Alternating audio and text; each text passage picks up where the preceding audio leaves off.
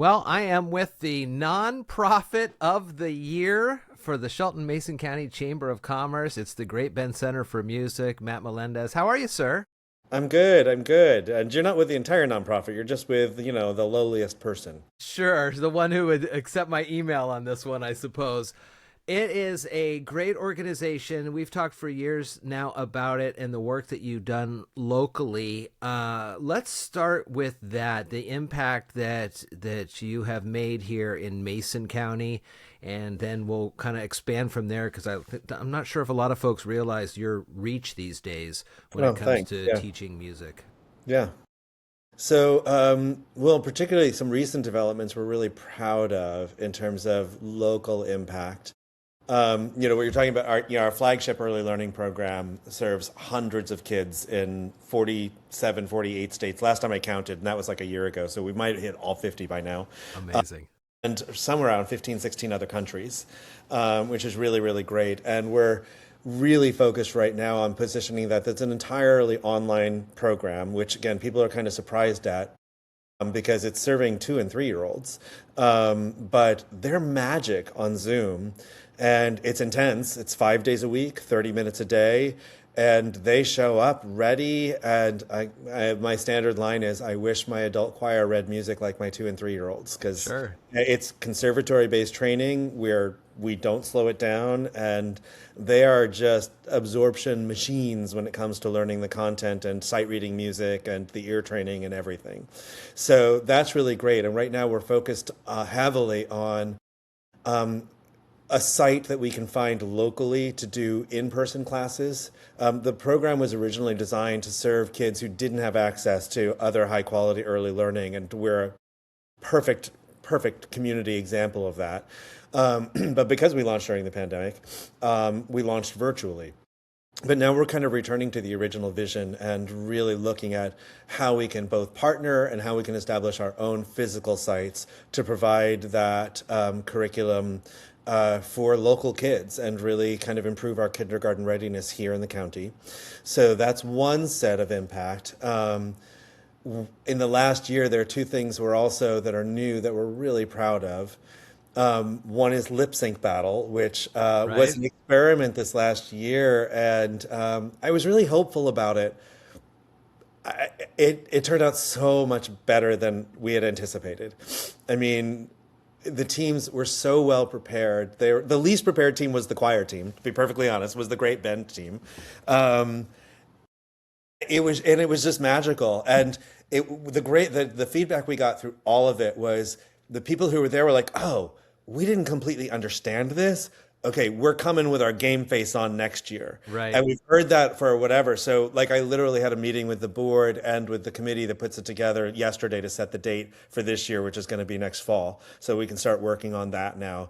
But what I really loved about that was for years I've thought like for us in our wonderful little community, the galas and the fundraisers we put on, it's the same 150, 200 people at all of them.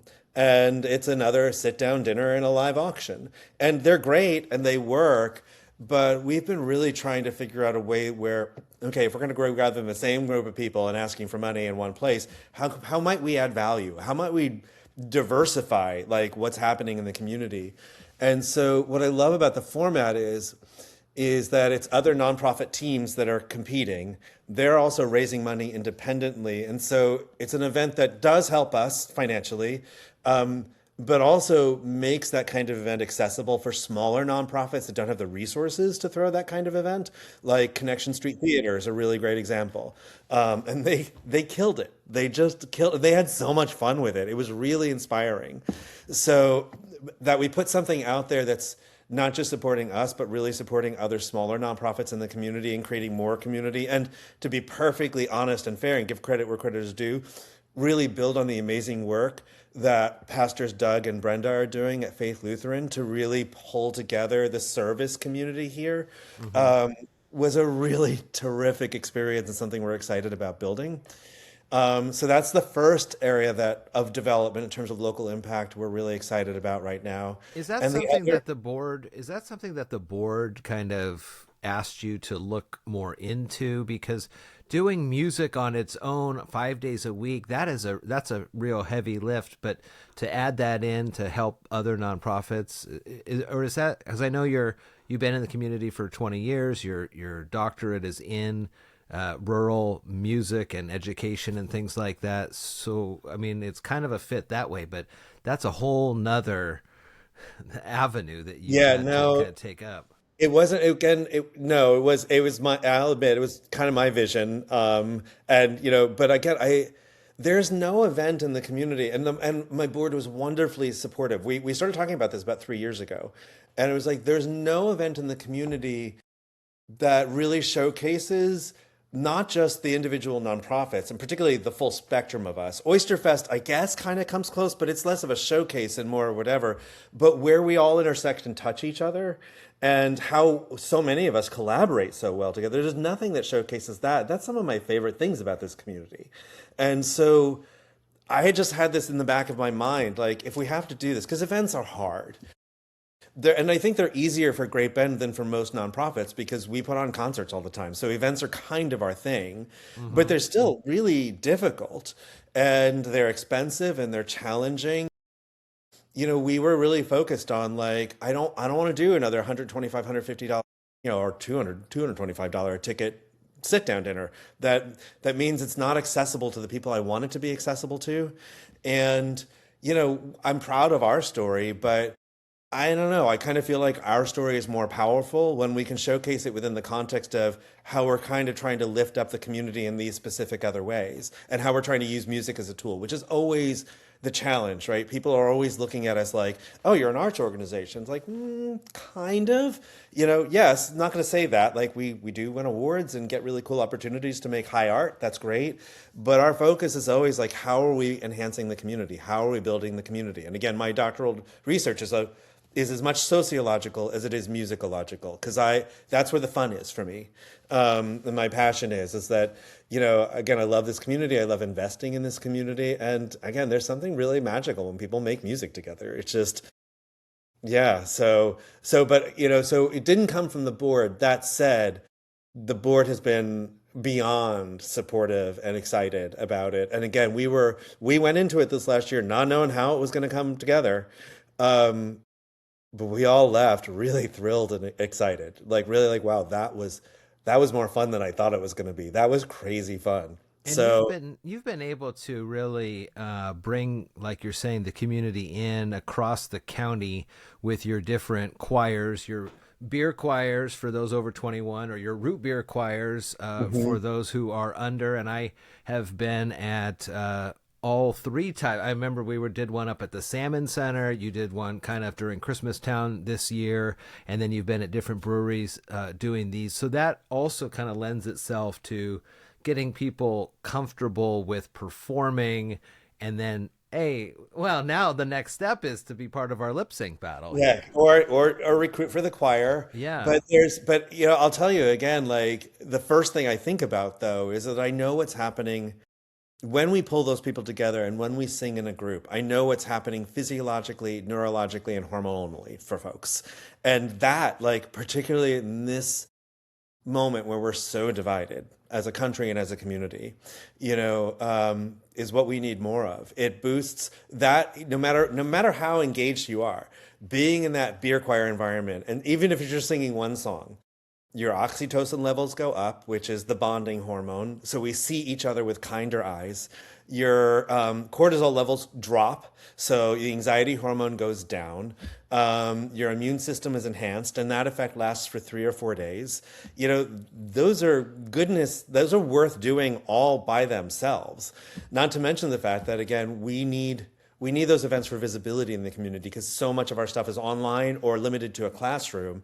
Without those things, we kind of are invisible other than we're doing concerts. And that's something we're really struggling with right now as an organization. You have got on your website, and I'll put the links to this to greatbendmusic.org, a great collection of what you do have coming up for this season.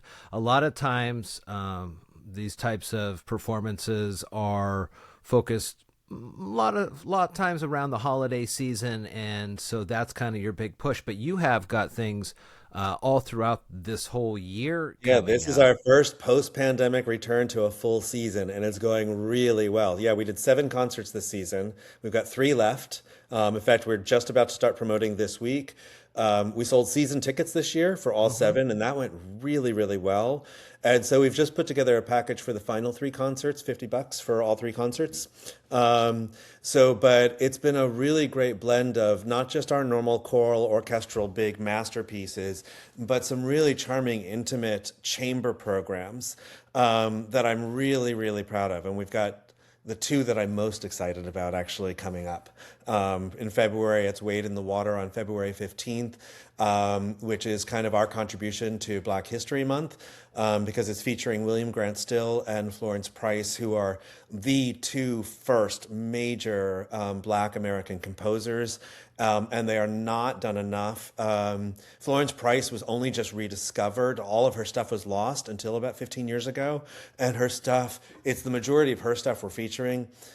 It's so, what she masters, like we have 2 female composers we're trying to really lift up in these final 3 concerts. She and Amy Beach, who was the first major female composer on the American landscape in the late 19th century, early 20th century. And what they both mastered that they don't get enough credit for is not just like the trend at the late 19th century, early 20th century is like, what is the American sound? We're living in Europe's shadow. What is our sound? Like, we know what the French sound is, and we know, what these other regional, we know what a Russian sound is. We know what a German sound is. What's the American sound? And it was the big focal point for composers in this country, from Dvorak asking that question in the 1880s through about the 1930s and 40s and Aaron Copland and Leonard Bernstein. Like, what is it? And we know it when we hear it. Like Aaron Copland, you just can't get more American. You know it when you hear it, but it's really hard to verbalize. Well, Amy Beach and Florence Price really, and William Grant Still, really did what all these composers were trying to do, which was to master traditional Western European compositional and harmony techniques, but to imbue it with their own flavor. So where Florence Price and William Grant Still come into play, it's like classic symphonic or string quartet counterpoint studies, but using blues harmonies and jazz harmonies and African American spirituals as the foundation. So really blending those without losing one bit of the European craftsmanship, and doing it in ways that blew Europeans away, which they don't get credit for at all. And then Amy Beach doing the same thing. Like, she's kind of like, oh, I hear what Brahms is doing. I hear whatever. I can do that. And her story is amazing in terms of just this, she was a prodigy. The men in her life, starting with her father and then her eventual husband, did not approve of her musical activities at all. So she was not allowed to take lessons. She was not allowed to study. She was determined, though, and so even as a 10, 11, 12-year-old, was finding and ordering scores that she could study, and that's how she taught herself composition. She ended up becoming one of the best concert pianists of her generation. She was not allowed to perform. But then her husband died when she was still relatively young, and suddenly she was free, and she built this amazing performance career, both on the continent and here in America, both as a composition and as a soloist, as a pianist, and dedicated her work to opening doors for other women. And her stuff is so beautiful. It's like, and like normally you talk about composers in this way, and it's not the most listenable stuff. It's high concept, and it's, or whatever. This stuff is ear candy, and like, I don't understand like why we're not listening to it all the time. These folks were just so sidelined because of the populations they happen to come from, that I don't think they got the proper spotlight when they deserved it. So I'm really glad they're having their moment now, because the stuff is so beautiful. And again, it's ear candy. It's just like, you just want to wallow in it. It's great. Particularly, I mean, I don't know which of the 3 of them I can brag about more.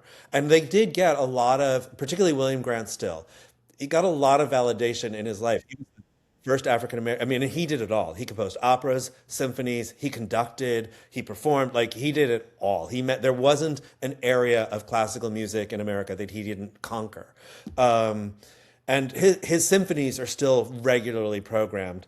But again, we don't really talk about the impacts. And they were doing this at a time like, when the Harlem Renaissance was happening, and that those conversations between the Langston Hughes and those poets or whatever, they were all, and it's all of a piece, and it's all so American. It's, I mean, our superpower, and I think it's most visible in the music of America, including and especially the pop music, is fusion. In fact, I think the only folks that are in the last 2 centuries that have done fusion at least at the level or better, and perhaps better than we have, is K-pop now, and that's relatively new because like you can hear anything in any K-pop piece, hip hop, jazz, like it's all there. It's amazing, disco. But it just makes me really proud. This music, like this is, we should be so proud of this as a country and as a nation. Like, look what we did. Like, there was this proud European tradition, Western tradition, and we were like, yeah, we're going to use that as a springboard, but let's bring in some African traditions. Let's bring in some Latin American traditions. Let's bring in whatever and see how that spices things up. And that ends up becoming the primary driver of American music, both classical and pop, for at least the last century plus a little bit more. And again, we don't talk about it enough, and I think that's just so cool to unpack. February 15th is Wade in the Water at Shelton Presbyterian, and then on the 26th of April is Yankee Romantics, and then you are saying that the final one, you're wrapping up the season in June, on June 5th. I Was a Stranger is the final there at Faith Lutheran and First United Methodist in Olympia.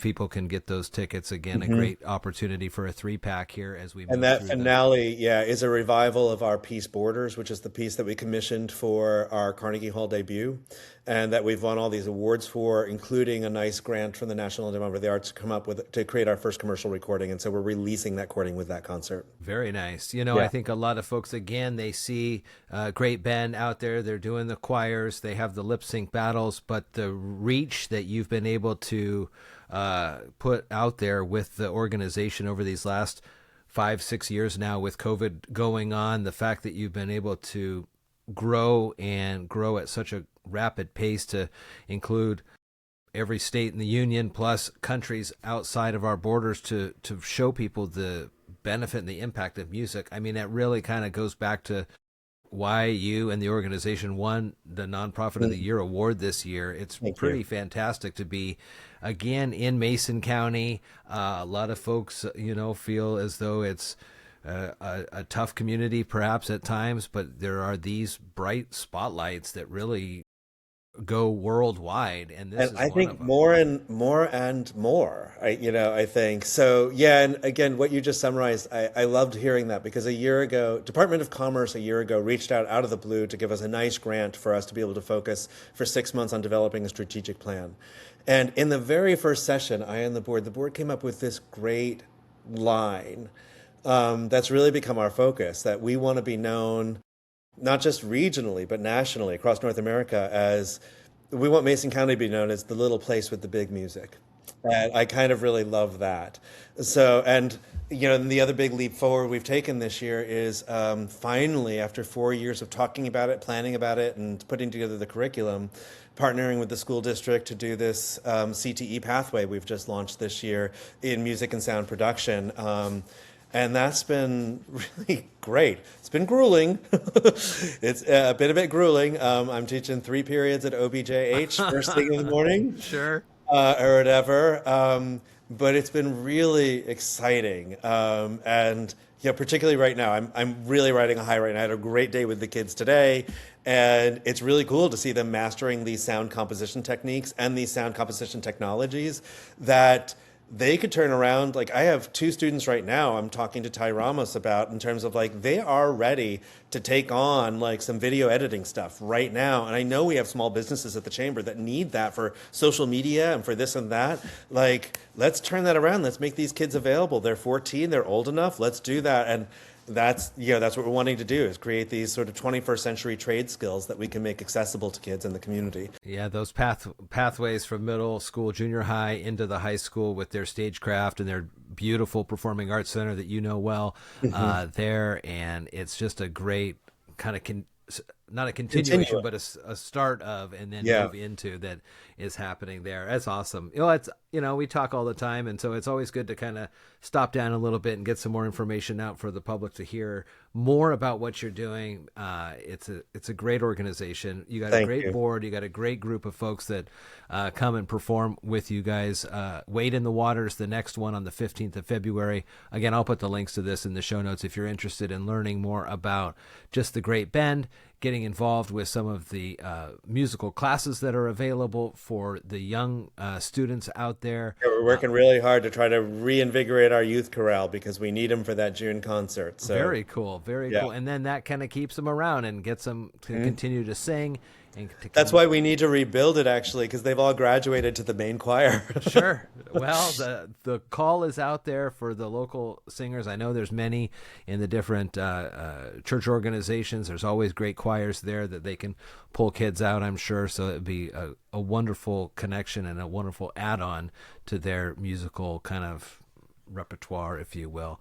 Matt Melendez, the Great Bend Center for Music, the 2025 Nonprofit of the Year from the Shelton-Mason County Chamber of Commerce. Good talking to you. Thank you so much, Jeff. Thank you for the interest and the time.